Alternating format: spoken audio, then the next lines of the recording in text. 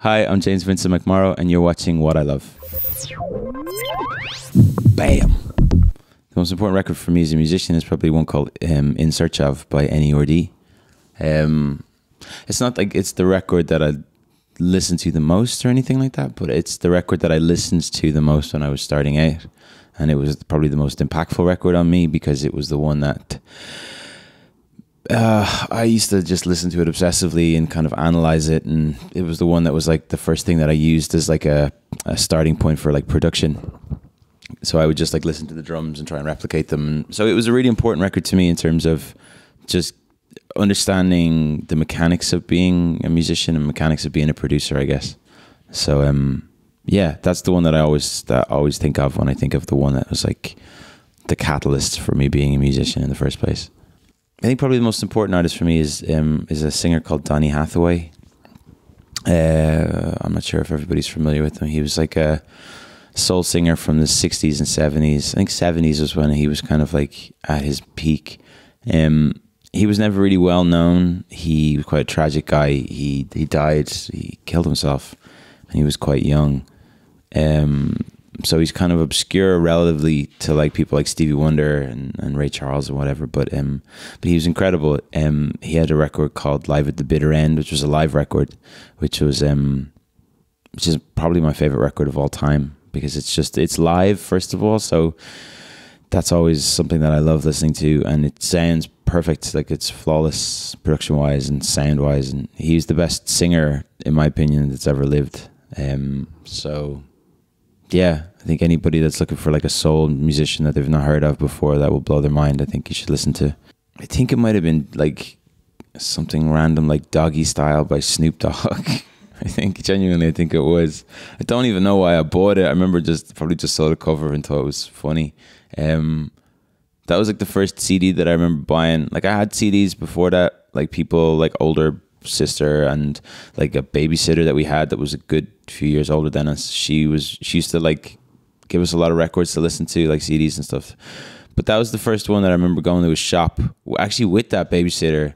She was not a good babysitter in hindsight. She led us away with murder because I definitely shouldn't have owned that because I must have been like 12 or 13 and probably shouldn't have been owning Doggy Style by Snoop Dogg. That was the first record I bought, and I think that same day I bought like maybe like a record by like a band called Live called Throwing Copper, which there was a guy that lived across the road from me, and he was like maybe 3-4 years older, and he had really good taste in music. Although Live isn't that good, it's a bit naff now in hindsight. At the time, I remember thinking they were amazing, and I remember buying that record. So like they were the first two that I think I ever owned. It's quite a cross section, Snoop Dogg and Live. I actually don't know. I don't know what's coming up, to be honest. There's been a lot of good records recently that I've got physically bought, and I haven't physically bought records in a while because I'm like when I'm touring, I don't really have time, so I use Spotify a lot.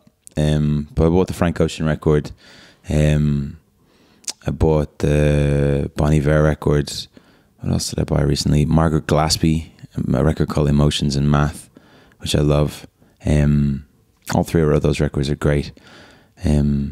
There's a couple coming up, I think, that I can't remember off the top of my head. I mean, to be perfectly honest, I feel like every old record that I've ever wanted to buy, I kind of own. Do you know what I mean? Like if I'm in a record store or something like that and I see something that occurs to me, I'll buy it. But like every record that I love, I already possess in like usually on vinyl. I don't really own CDs anymore because what's the point? But yeah, no, there's nothing that I was like, I'm excited to buy, or there's nothing that I'm like, that's old that I'm like, oh, I need to pick that up. But I'm always in shops, and if I see like an old soul record or something, I'll buy it. But can't think of anything off the top of my head. I mean, I don't really listen to John Legend very much, and I think it's probably the reason I like it is because a friend of mine produced it. He has a new single called Love Me Now, which is like, it's not really my thing, but I sing it all the time because it's like hyper catchy. The chorus is really good, and I know I'm totally biased because my friend Blake produced that record, but yeah, I like that song.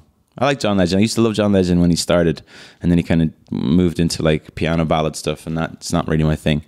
But his new album that Blake did is incredible. So yeah, he's kind of won me back over again.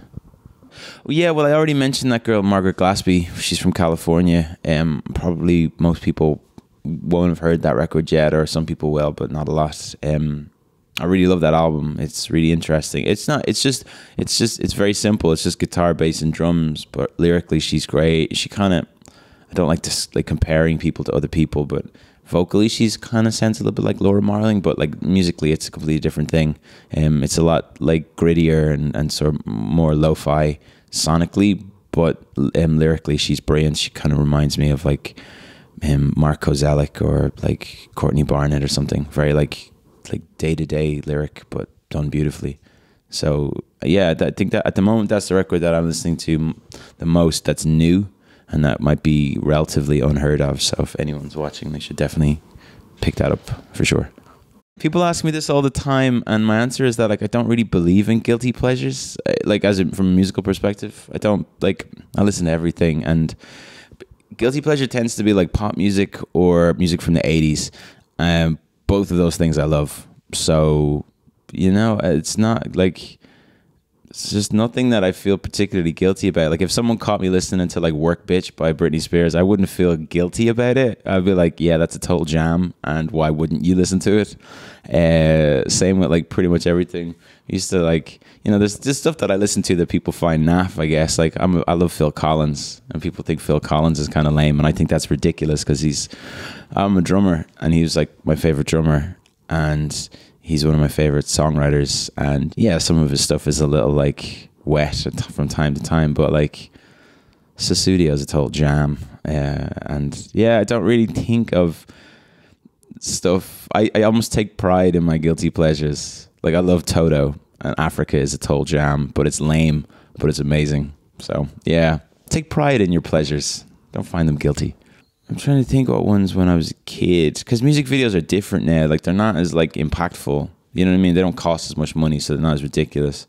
I always remember like around the 2000s and stuff, right? Like there were music videos that cost like $1 million to make, and it was just like, and then sometimes they were ridiculous. Like there's that video that Michael Jackson and his sister, remember that video for Scream? That was like apparently cost like $1 million to make or something like that. And I always remember thinking, how could you spend that much money on something that looks so dated now?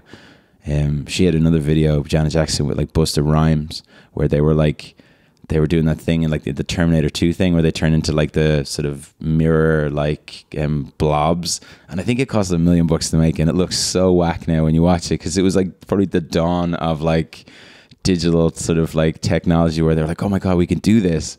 Now it's like everybody could do. I could probably do that on my laptop right now for like nothing, for free. So I can't think of any videos that I'm like, oh my, I loved that video. I was at a soft spot. There's like a Pixies video. I can't remember what it's for. It's the one where they're like standing on the rocks and they jump down off the rocks, and it's like in super, super slow motion, but it was like done in the 90s, so it looks like VHS. I always loved that video. I don't know why, and I can't even remember what song it's for. Someone will probably have to tell me that one. I can't think of anything else. Like there's no music videos. Like I just watched a lot of videos when I was a kid. I used to watch a lot of MTV2, and to be honest, most of the videos that were like that I remember from like when I was a kid are crap new metal videos. Like they're not good. Like, so there wouldn't be like, oh, you should totally go watch that Papa Roach video. No, don't watch it. They're terrible. So can't think of any specific one. I'm more just thinking of bad music videos. My favorite song, and actually it's fitting that we're in Berlin because this is where I watched him play like 2 years ago. It's a song called Untitled by Angelo. That's my favorite song of all time because it's the song I've listened to more than any other song probably. And it's the song that like is a combination of song I've listened to more as a fan and song that's had the most impact on me as a musician. Because I just remember hearing that album Voodoo. I guess it was like 2000, 2001, and I was listening to a lot of like metal and like sort of like post-hardcore stuff at the time. And the cover of that record is like him like topless, and he's like in really good shape, and it was like very like provocative. And I remember I was like a fucking 18-year-old or whatever. I couldn't bring myself to go to a shop to buy it. I was afraid.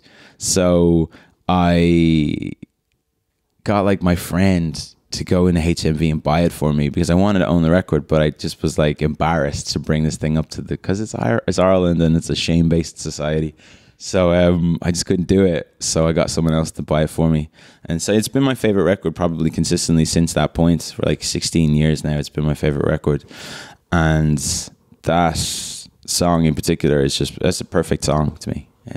Yeah, it's just perfect. It's like perfect groove, perfect melody. The way he even stops the song, it stops like there's a mistake on the tape, but it's not. It's just a genius piece of work. So yeah, it's my favorite song.